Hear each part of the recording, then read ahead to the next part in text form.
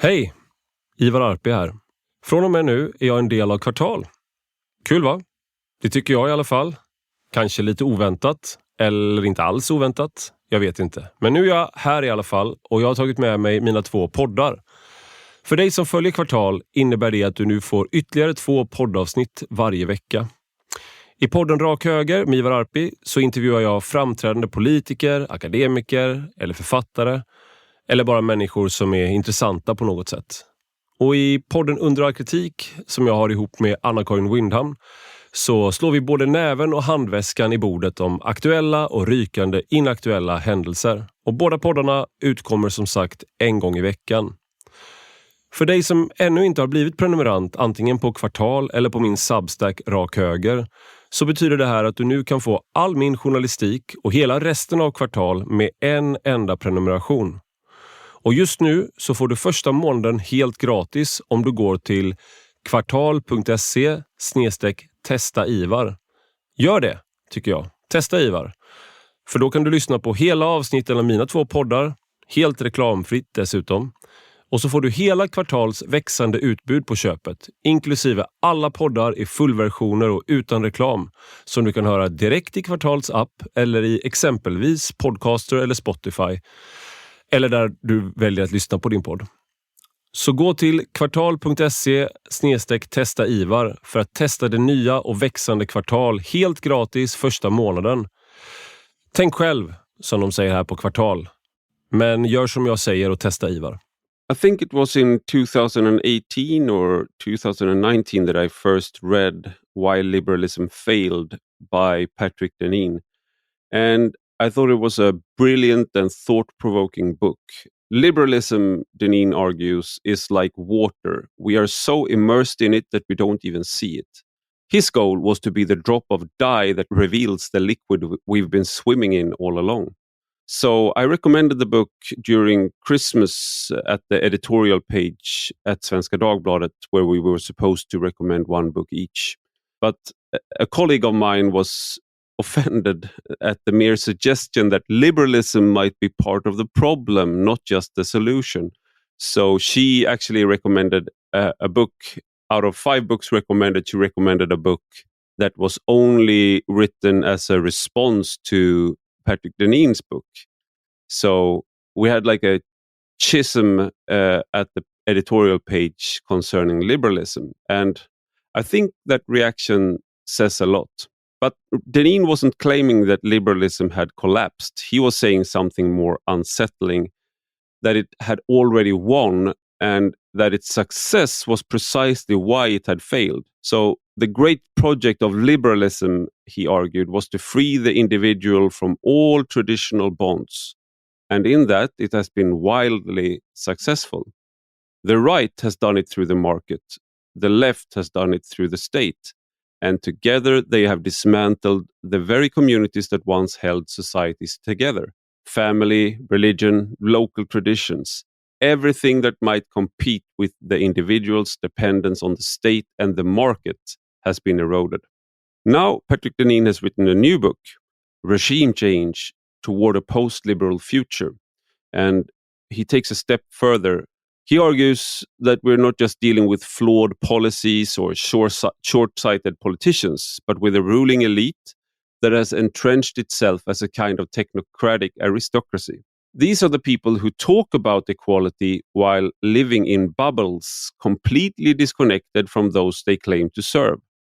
Here Deneen draws from Christopher Lasch, who described how modern elites see themselves as humanity's great liberators, while at the same time dismissing and ridiculing ordinary people.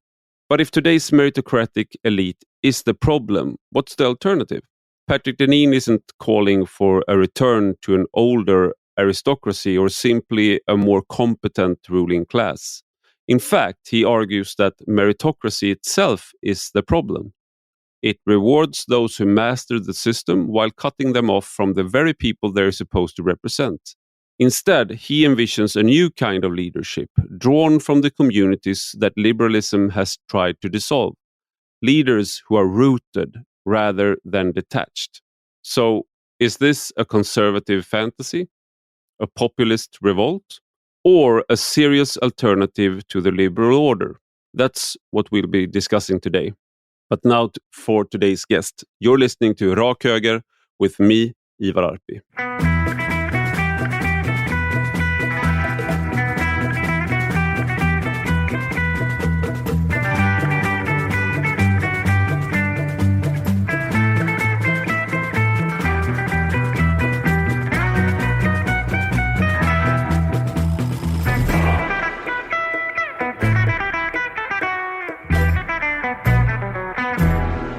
Welcome, Patrick Deneen, to Rak Höger.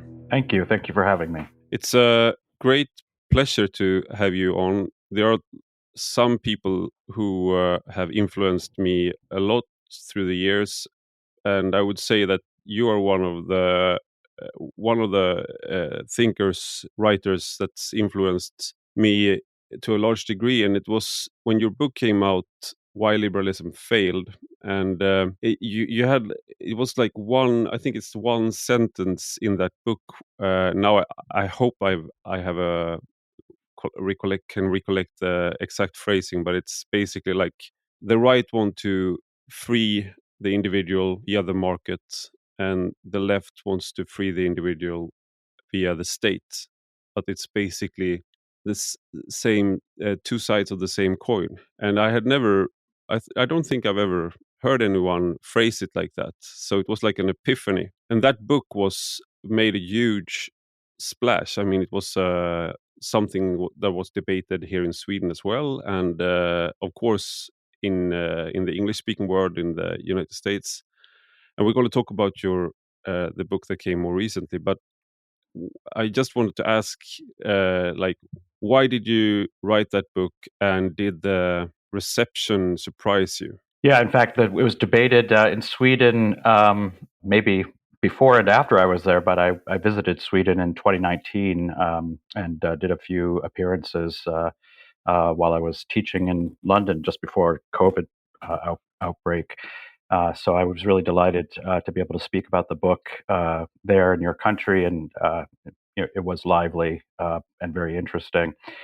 I wrote the book because really it was just thoughts, ideas, reflections that I had been really writing about and thinking about for at least a decade before the book came out. So the book came out in 2018, and I think these were ideas that I was having really since graduate school. I was in graduate school in the late 80s, early 90s. But then I began really writing about them on a number of sort of online websites, a blog that I used to write, that I ran basically called What I Saw in America, which was in the late 90s, early 2000s.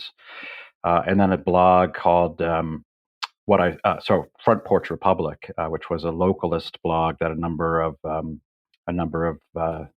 thinkers, like-minded folks, began writing for. We created I think it was about 2008, around the time of the economic crisis. Was it called Front Porch Republic because of the shift from the porches to the verandas? I mean, the porch is in front of the house, so it's a pro-social thing that you sit out on the porch and you talk to your neighbors and people passing by. You can walk over to another neighbor's porch, but that's right. When you move to the back, it's you're private and Mm-hmm. yeah. In fact, I mention in the book, an article that had a big impact on me when I was a student, an undergraduate student. And the article is called From Porch to Patio, from porch in the front to patio in the back. And it's a kind of architectural study of changes in American architecture from roughly the 19th to the middle part of the 20th century. So that was very inspired by the localist thinker, author, poet Wendell Berry, who I've written about and thought about, met a few times, and who's been another big influence in my thinking. So I had all of these little pieces that I had written, all these little separate little ideas that really began to gel as really fundamentally connected, as not separate. And all of them really related to essentially what are the consequences, not just politically, but in the broadest sense, in the Aristotelian sense of politics, comprehensive study of all things human when it comes to our relationship with other human beings. So the things that get divided up into this bucket is politics, this bucket is economics, this bucket is education, this bucket is how we live in our houses, whether we have a front porch or a back patio. And I realized that, kind of through a slow accretion of working on these things, that it really was one big project I was working on. And so when I sat down to write it around 2016, so it was really kind of the year, it was obviously Trump and Brexit, but I was writing it, it all had been mainly written, but sat down to just collect all those pieces and write it up as a book. I had no idea when it was published that it would hit this moment, and that was what was really surprising. That this little project that I'd written up as blog posts and different little essays just happened to be published by Yale University Press, which is not it's not a trade press, it's not a big New York house, it's a university press. And then the day that it's published, it has multiple articles and columns written about it in the New York Times and the Wall Street Journal. And then it just gets picked up and reviewed everywhere. And I'm doing podcasts everywhere. And then in the summer of 2016, about 6 months after it came out and had gotten a pretty big reception, then Barack Obama puts it on his summer reading list.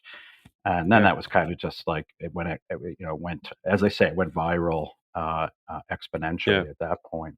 So it was. I thought it might do reasonably. It might get some attention among a small circle of like-minded thinkers. I had no expectation that it would, really change my life in ways that are good and ways that are not good. But it is really, it's sort of fascinating as just kind of for me to think about, the course of my life and what might have been different about my life if I hadn't written that book and published it when it came out. And that's the really, that's the interesting thing, is how there's no way to know in advance how a book is going to hit a moment.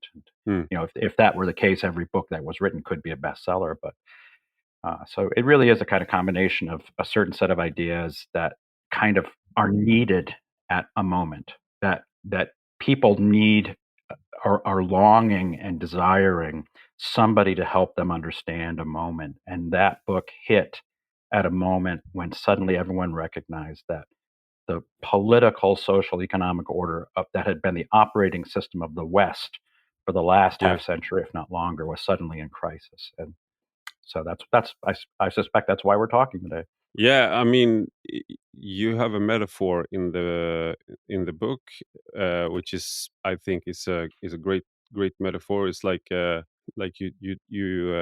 pick up a drop of color and you drop it into water, and that, like, then it makes it visible what we're swimming around in. And there's also like a joke I heard about it. It's like two fishes are out swimming, and then they're passed by their professor, and he says like, "Oh, nice water today." And then they continue for a little while, and then one of the fish says to the other, "What the hell is water?" Right. And you sort of, I felt like one of those fish swimming around, and then like reading the book.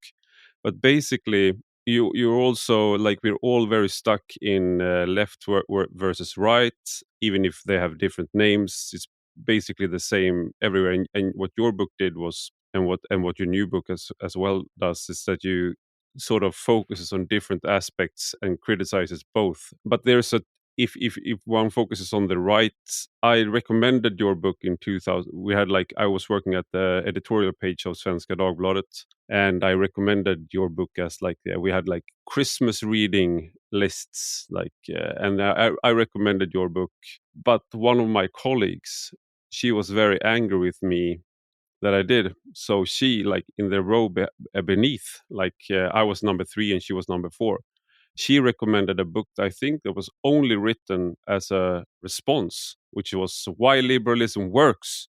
Oh, yeah. How true liberal values produce a freer, Deirdre McCloskey, right? Yeah, Deirdre McCloskey. Yeah.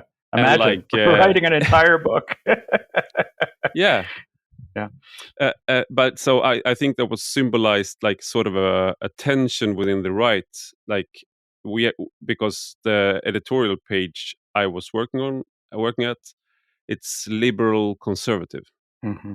And I as a conservative, I like, oh, this is a very interesting book. I would like to recommend it, but depends on where you put the emphasis. And also you can see this tension within the right today. Like Yeah. in that is also something you talk about in your new book a lot, regime change. What is conservatism, and where does the like liberalism fit into that, and why do we associate the two? Could you explain to me why my colleague was so annoyed with me? Mm-hmm.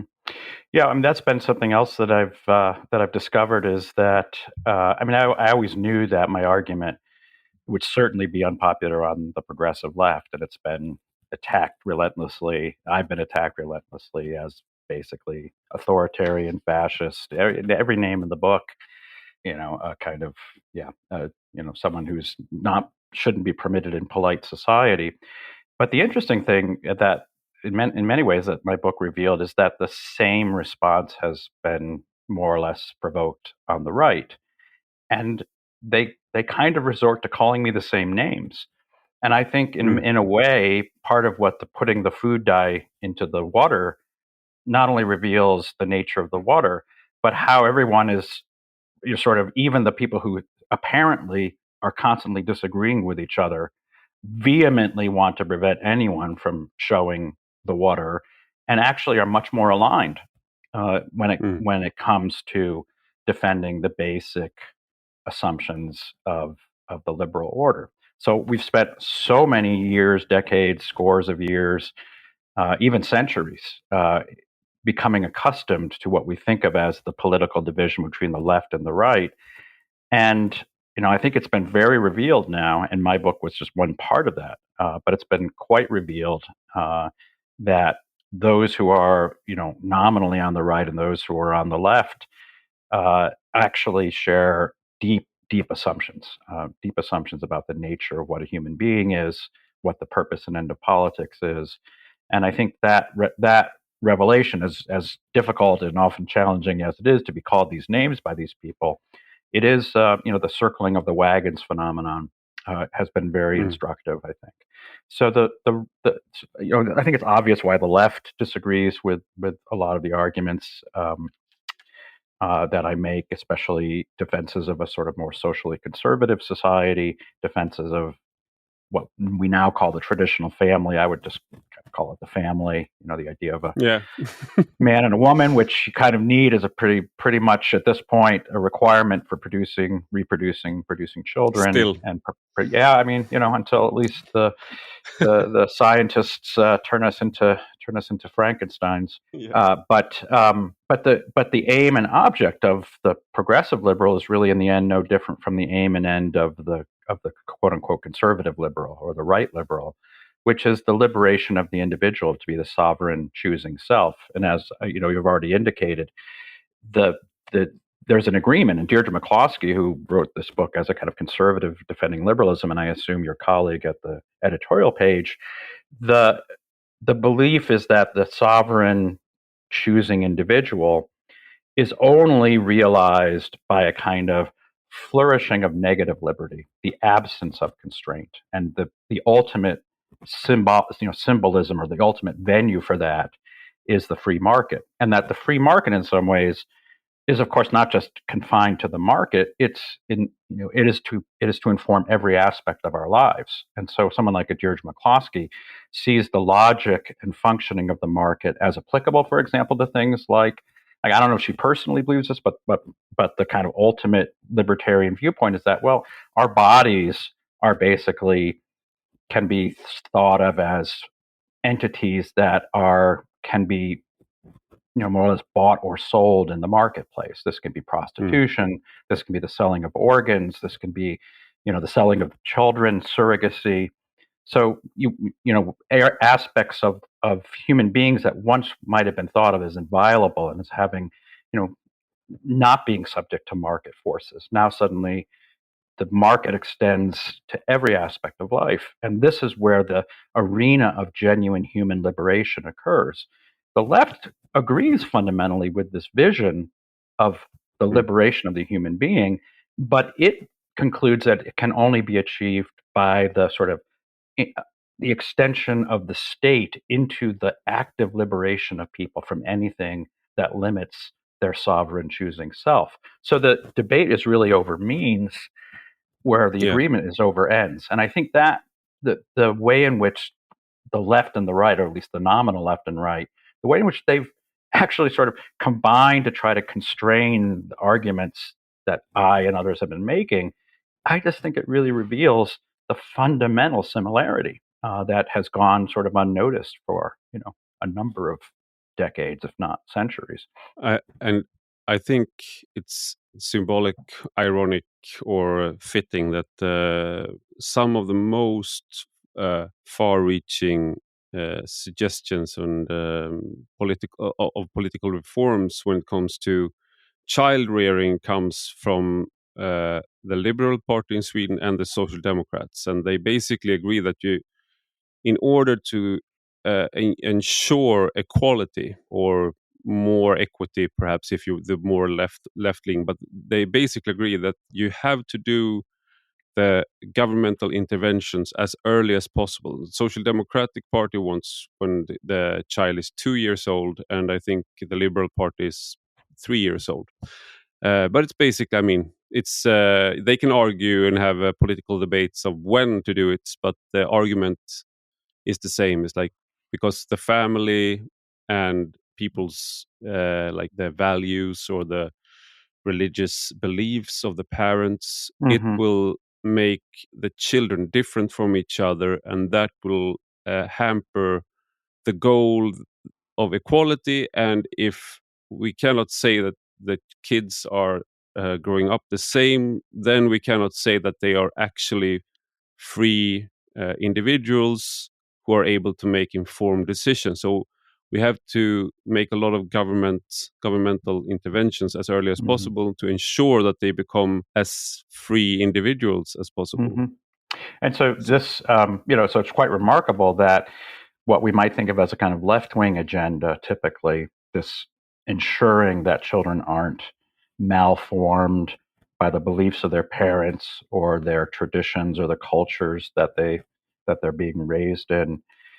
In some ways, it's a perfectly sort of conforms to the sort of theoretical human being that exists in classical liberal economic theory, which is the free utility maximizing individual who thinks only about sort of their liberated self, and so that they're unconstrained by any kind of limitations that might impose on their sovereign ability to choose. And so it turns out here, I think that's a very revealing example. It turns out that the sort of the liberal left and the liberal right end up really in a kind of condition of fundamental agreement. The difference is really over the means of achieving that.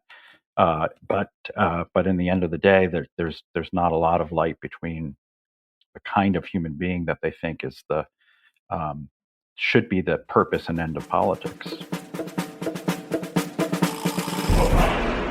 And one of in your books is you have this divide between the experts or the enlightened elite or establishment, and these are the people who can decide when the governmental intervention needs to happen. Of course, these are the social scientists who we just the other day we had a social scientist saying that it's better the earlier you put your child in kindergarten for the child, and she was smiling in the picture when she was saying, and like no critical questions in the article about this.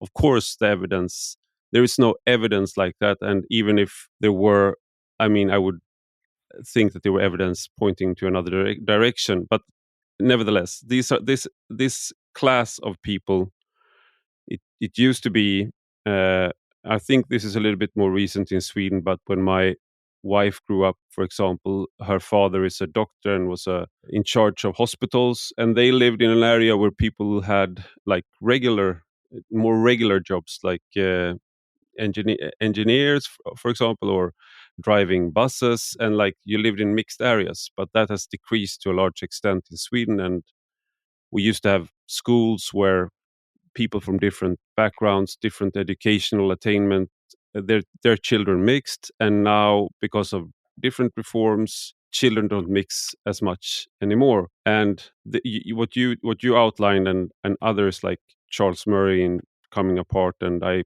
interviewed Michael Lind about this who's also written about this. But you have an increasing divide between the attitudes and preferences of this elite class and the people or the masses, or however you want to frame it. But would you say, what is the problem with this? If this enlightened elite is enlightened, then why shouldn't we be led by them? And why is it a problem if they have developed other preferences than the people they govern? Yeah, so these are arguments that I've made in my more recent book called Regime Change, and they very much are influenced by thinkers like Charles Murray and Michael Lind, and an earlier figure who I should also name as a major influence over my thinking would be Christopher Lasch, who was a historian of ideas, an intellectual historian, passed away,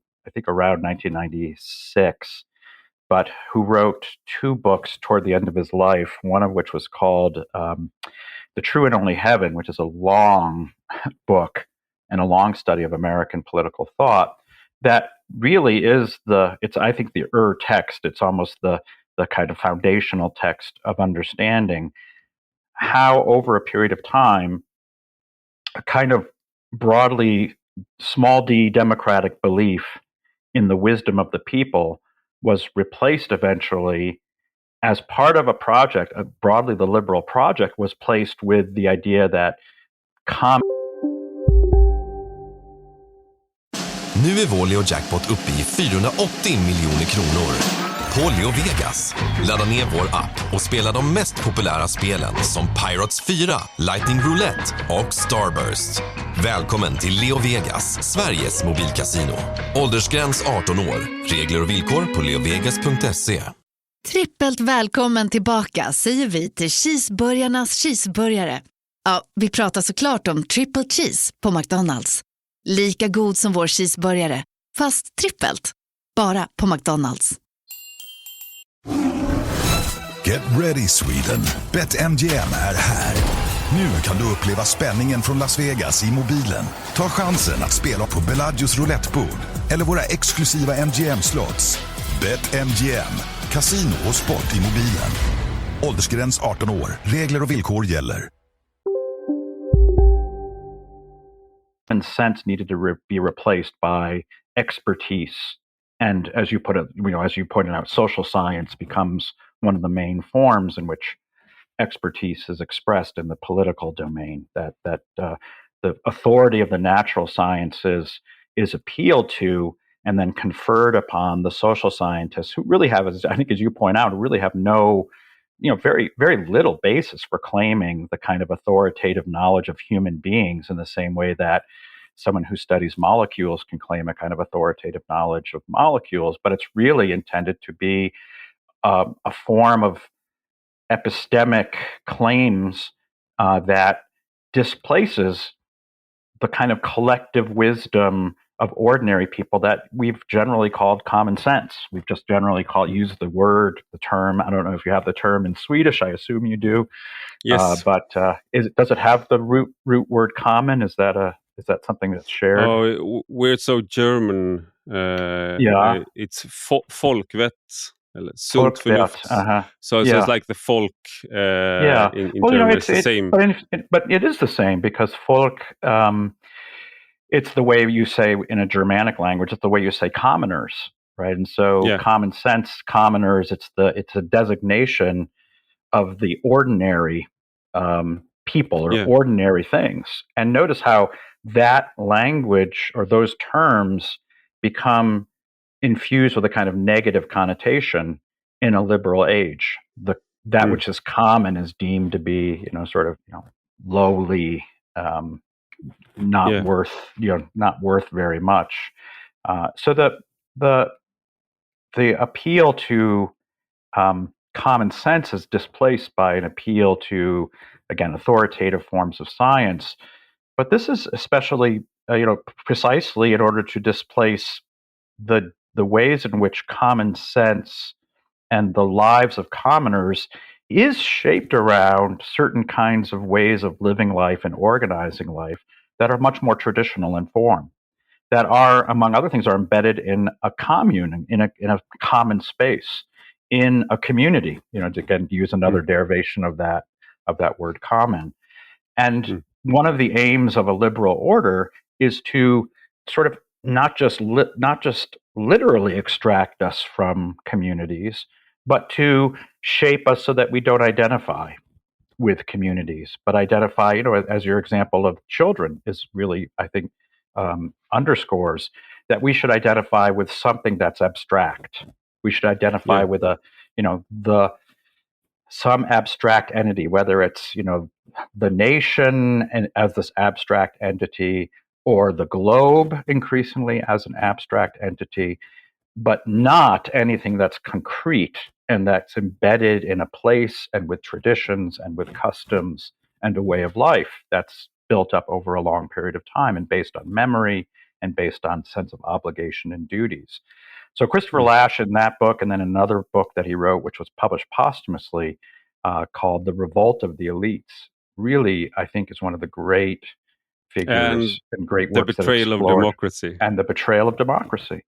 And, again, this is the ultimate irony today, is to be living in a time when those who are essentially making the arguments for the rule of the elites, the need of ordinary or commoners to defer to the epistemic superiority of expertise, they're the ones who are claiming to be the defenders of democracy. Yeah, right? could you explain that? Could you explain that? I just wrote a text about that, but with Swedish examples, because I'm not a fan of Donald Trump. I think you described him when you wrote Why Liberalism Failed, like he was a narcissist, and he's vulgar, and I mean, there are many things I don't like about him, but it's also very clear that he won the election, and so, but now people are saying that it's basically democracy is dead. And when he was, this is a text in Swedish paper just the other day, like this is what we witnessed at Capitolium when he was had his appointment speech. That was the funeral of American democracy. There's a lot of hyperbole going around, and these people are the ones who are the defenders of democracy in their own words. But every time somebody is elected that they don't like, democracy is over. Right. Yeah. I think that reveals the absurdity of the claim that the consequences of popular elections are deemed to be anti-democratic when the figure being elected is not a liberal, either a left liberal or a right liberal. And I think that tells you everything you need to know. What's being defended is not democracy. What's being defended, if you replace the word democracy with liberal, that is an accurate description. But what has happened is that this term liberal democracy, which used to be the coin that was used to describe the political order, the word liberal democracy became transformed into simply the description of that which was democracy. And it's revealing. I think it's very revealing that the word liberal dropped out, because I think my suspicion is that liberalism is increasingly has a negative valence. And maybe it's partly because of my book, but it's also because I think it's mostly because of what's happened under liberalism and the suspicion that you're liberalism... you're one of the people who's killing Caesar. You're probably one of them, but you're not the only one. I'm certainly not the only one. No, and as you say, there are failings. I mean, some of the things that you criticize with from your perspective, like pornography and we're talking about that. I mean, when I've written about those issues and surrogacy, prostitution, and you also find commonality with radical feminists that are also sort of pushed out of the liberal consensus. So I've had people who contact me who just like in a few years ago, they might have hated my guts. And then they've written me like, could we meet? I need someone I can talk to. And I know you won't like, we don't have. So I've had like meetings with people basically being their awful quasi-fascist, right-wing extremist therapists for them because they're being pushed out of their circles. Yeah. So this is a really good example of this is the kind of the horseshoe that's become a circle when it comes to issues that we might relate to Robert F. Kennedy. Robert F. Kennedy Jr., who has always been seen and understood himself as a man of the left, very much the son of his father, but whose concerns have been increasingly picked up by those on the right who are suspicious of the rule of experts when it comes to health. The claims about, obviously this became quite exercised during COVID, but even before COVID, the kind of more traditionalists that wanted to drink, non-pasteurized milk, and in an interesting way, suspicion of pharmaceuticals and the pharmaceutical industry is now equally shared. It's been a longstanding suspicion by people on the left, at least on the further left, but it's now become a deep and pervasive concern by many on the kind of more Trump right. And so you have this suspicion of the experts, of the claims that common sense should simply defer to the wisdom and knowledge of people who know better than they do. That's a really good example. And so what I think we're seeing is that when the claim is made that democracy is in crisis, it's a kind of implicit recognition that the word democracy has a positive valence that the word liberalism doesn't have today. And it has that people are increasingly suspicious about people or about a belief system that can be described as liberal. And so the claims that democracy is in crisis when it's made about the result of the election, in a lot of ways makes no sense. When it begins to make sense is if you replace the word democracy with liberalism and all of the things that follow from that I explore in my books and that other people have explored in a whole variety of spaces. That includes things like suspicion of expertise, the suspicion of the idea of the sovereign chooser, the globalized free market, a borderless world. All of these concepts that are really fundamentally liberal are so deeply suspect that to defend itself by calling itself liberalism now has to be avoided. And the other tactic, of course, that's chosen is rather than calling the outcome of elections they don't like democratic, they call it populist. The populists have won, as opposed to the demos has won, the people have won. And so you have all these designations, these ways of labeling political phenomena that don't match up, to reality. So an election is now good if it's called democratic, and it's bad if it's populist. Nowhere is it actually really explored what the distinction between those two descriptors is. The title of your new book, Regime Change, I think is it's very interesting in itself. It sounds it can sound, if you don't know what it's about or haven't read, it might sound revolutionary. And in a sense, you could argue that it is. But one thing that you do in your book that I don't think maybe I've been able to get you to convey is that you don't suggest that if we just overthrow the elite, then the people will flourish. Like we will get rid of all these hierarchies, like basically a communist utopia. That's not what you suggest. You say in the book that you believe there will be people who are sort of an elite or establishment, but you have other suggestions at how this could work rather than the way it works right now, where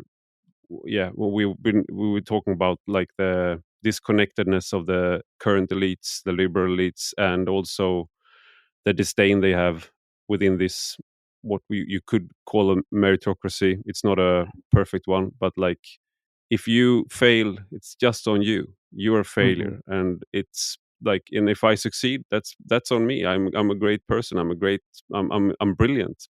But what is suggested by the title, and what is the alternative to the current situation? Yeah, so the book is, it's obviously it's a provocative title. The word regime change was widely in usage when the United States and the coalition of the willing, violently and through military force overthrew the rule of Saddam Hussein, and that was always described as regime change.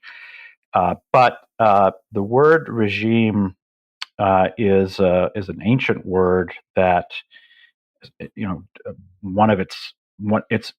it's a word that's used as a translation of the Greek word for constitution, or polite, the word that serves as the root of politics. And in the Greek understanding, politics is, as I've stated already, politics is comprehensive. It's not just the political order; it's the water we swim in. It's moving from front porch to back patio. It's a society in the United States in which suburbs replace downtowns. Yeah. It's a world in which the private dominates over the public. I mean, even the design of the interior of houses, the common spaces where you gather with friends and neighbors disappear in American houses, and they're replaced by giant kitchens and giant bedrooms and giant bathrooms. So the private comes to predominate over the spaces that once would have been where you would gather with friends, neighbors, family, and so forth. Everyone has their own space and their own room. That becomes essential. So when I speak of regime, I'm really speaking of it in that very comprehensive sense that includes things that we might think of as private, but which are not untouched by the basic presuppositions of the regime. So when I call for regime change, what people automatically think is, oh, you want to overthrow the government. You must support like the insurrectionists on January 6th. And that would be easy. Overthrowing the government, it turns out if you have enough military force, you can overthrow the government like we did in Iraq. But was that a regime change? Did we really change the regime and the deepest presuppositions of the Iraqis? Well, it turned out they weren't happy. People like George W. Bush thought that they would greet us as liberators. Well, it turns out they weren't liberals. And so there wasn't a regime change, and they resisted it. So regime change is actually really hard, because it goes down to the deepest level, the deepest assumptions. And so when I'm speaking of regime change, I'm talking about something really quite challenging, which is how would a shift of thinking about our nature as human beings, the basic assumptions we make about what the purpose and ends of human life are, what would that look like? And here I really do try to explore what it would be to shift away from something we were just talking about, shift away from the idea that somehow an elite class needs to govern against the claims, the sort of claims of common sense, the claims of tradition and custom and people being in place. That, in other words, the elites exist to contradict, circumvent, and even ultimately undermine the idea of common sense. And what would a regime change look like in that domain? And there I really do talk about the need to shape a different kind of elite. And this is the real puzzle. And I don't think I've answered that in the book, and I don't know if anyone can answer it. What would create that shift? And at least what I argue in the book is that the liberal order ultimately produces such a high degree of kind of existential discontent and unhappiness that it provokes a kind of almost an immune system response from the body politic that begins to reject the ruling claims of the elites. And that's what Donald Trump and Brexit and the populist uprisings in Europe, that's what that represents. It's not a well thought out, it's not a philosophically deep, it's not a kind of well articulated set of claims, although I think it's becoming better articulated. But it begins as a kind of just instinctive immune system response saying, no, this is not right. The direction we're on is not right. So you get this immune system response from ordinary people that's untutored, that's not well considered and well thought out.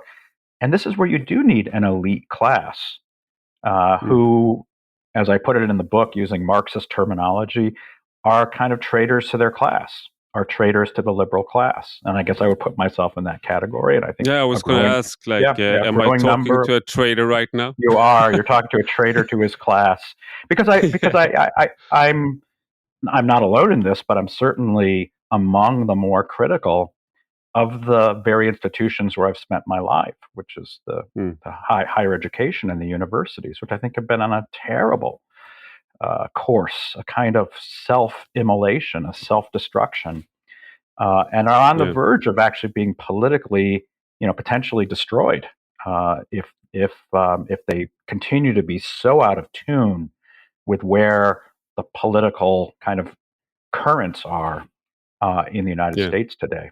And I do think that the universities are going to come under considerable pressure from this administration. And I think, frankly, here is my traitorous sentiment. I think deservedly so. I think they have deserved the pressure that I think they're going to be that's going to be exerted from Washington, D.C. You also go into how there are virtues on both sides.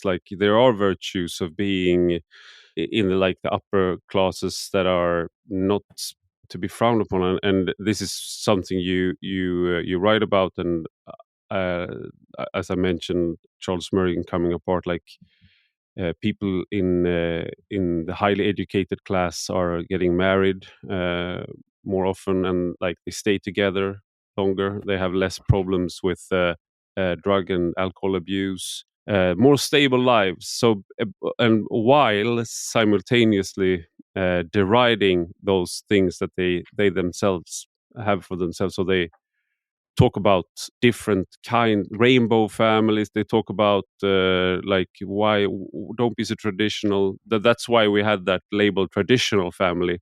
But they themselves live in those quote unquote traditional families to a much larger extent, and this is very apparent in the United States, especially where affluent, white, and highly educated are the most liberal in their attitudes, but they are, you could say, many of them are the most conservative in how they live, while many of the communities that are struggling the most may have more conservative values, but they have a very hard time staying together, and with two-parent households, two-income households. It's so there are things that you could say that there are values that the upper classes have that are good, and but also I hear in this argument that basically if they just learned from us how to do it, then they wouldn't need those opioids and having kids out of wedlock. But that's not what you're suggesting. Well, there's, in fact, it's quite the opposite. There's no claim that if you just learned what we know, you would be like us. In fact, as Charles Murray points out in his book, they argue the opposite of, in many ways, in the positions they hold, the upper class hold, is opposite to what they actually practice. So Murray concludes in his book they should preach what they practice. They should preach the virtues of family life and being law-abiding and not being addicted to drugs.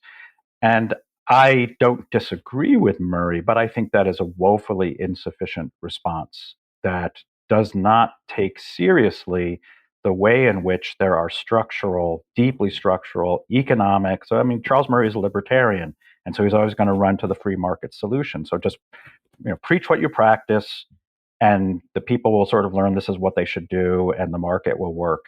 But in fact, a lot of the consequences of the free market, and especially the system of globalization that was a bipartisan uniparty effort of the last 30 years, that was the source of the destruction of the communal fabric that made it possible for those in the lower classes to enjoy the benefits of stability, of an orderly life, of law-abidingness, of a community that was supportive of family life and continuity that doesn't require a lot of money. And so what really we've done over the last 30, 40 years is turn a successful family life into a luxury good, to turn law-abidingness into a luxury good. And this is where I think a kind of Marxist analysis actually can be very helpful, because it turns out that all of these features of what now are sort of the luxuries of the upper class, the well-educated upper class, turn out to be very beneficial for maintaining their class status and sort of keeping down those who might, potentially threaten their status. So I think what's fascinating to me, we've mentioned a few people, Murray, Michael Lind, Christopher Lasch. Class analysis used to be the left's, where the left made their home. It was the questions about class and the ways in which class distinctions were written and inscribed into every aspect of life. That was the bread and butter of a kind of Marxist analysis. And what's fascinating over the last 50 years is, where is class analysis taking place right now? It's largely on the right. It's people like Lind and people like Charles Murray and myself and a number of others who have really become exercised and upset by the way in which the upper class is basically shrouding its advantages in claims of equality, in claims of being more enlightened when it comes to identity politics and woke politics. And I think that what we're seeing is a very interesting reversal in which the Marxist impulses to overturn the ruling class and the injustices of the ruling class is coming from the right against the left. That's what gets people in the upper classes so upset about Donald Trump and populism, because it is a revelation. It reveals the way in which the upper class is essentially operating through a kind of class system to suppress the lower classes. And one of the main tools they do to achieve this is the whole woke agenda, which gives them the imprimatur and the appearance of being egalitarians, while in fact this is deeply supportive of a highly unjust class system. So I find it kind of just shockingly ironic and paradoxical that our politics today have become sort of this reversal of the deepest assumptions in which politics operated for much of the 19th and 20th century, where the sort of revolutionary class is conservative and the conservative class are the progressive liberals. Thank you, Patrick Deneen, for being part of Rak Höger. Thank you for having me. It was great talking with you. Och stort tack till er som lyssnar. Och detta är alltså en del av en större publikation på Substack med samma namn som podden, och du hittar alltihop på www.enrakhöger.se. Och har ni några frågor eller synpunkter så tveka inte att höra av er på ivararpi@substack.com. Vi hörs om en vecka igen.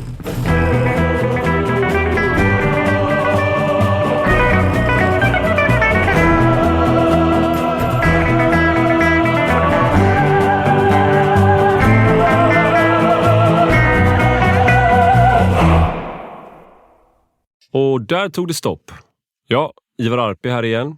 Om du vill höra resten av den här podden så måste du vara prenumerant på Kvartal, som jag nu har blivit en del av. Om du redan är prenumerant på min Substack Rak Höger så blir du nu automatiskt prenumerant på Kvartal och kan logga in i Kvartals app med din mailadress. Så kolla din mail för mer information. Men om du inte ännu är prenumerant på Rak Höger eller Kvartal så kan du testa att bli det i en månad helt gratis på kvartal.se/testa Ivar. Så för att testa mig, mina poddar, mina texter och resten av Kvartals texter och poddar gratis första månaden, gå till kvartal.se/testa Ivar så kan du börja med att höra resten av den här podden.